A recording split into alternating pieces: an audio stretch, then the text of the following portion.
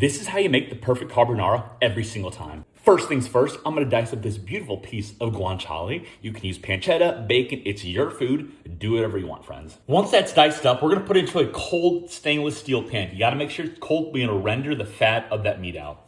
I'm gonna turn it on to a medium heat and just cook it until it's brown, crispy, and beautiful. Then into a medium bowl, I'm gonna grate in about 3/4 a cup of pecorino cheese. You gotta make sure it's pecorino and no other cheese, or else the gabagools, the Italians, will come through, people. You don't want that. Then right over that cheese, I'm gonna drop in 3 egg yolks and 1 full egg.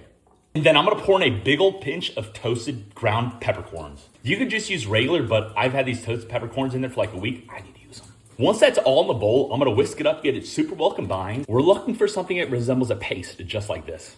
And no salt, because that pepperoni cheese has so much salt in it, we don't need any more. Once that pasta water is rolling to a boil, I'm gonna salt the shit out of it.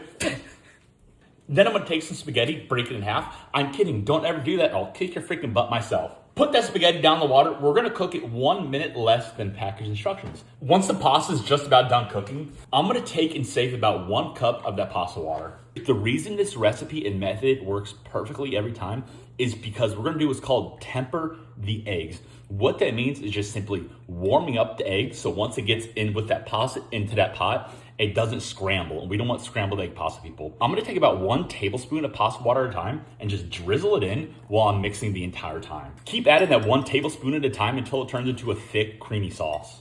Our pasta is perfectly al dente. I'm gonna strain that. Then that hot pasta is going to the pan with the guanciale and all that good fat. Give that a couple mixy mixes and just make sure everything's moving around. And then I'm gonna pour in the egg and cheese mixture right in that pasta. Keep mixing until you get the consistency that you like. If it's too thick, add a little more pasta water. And there we have it, the perfect carbonara every single time.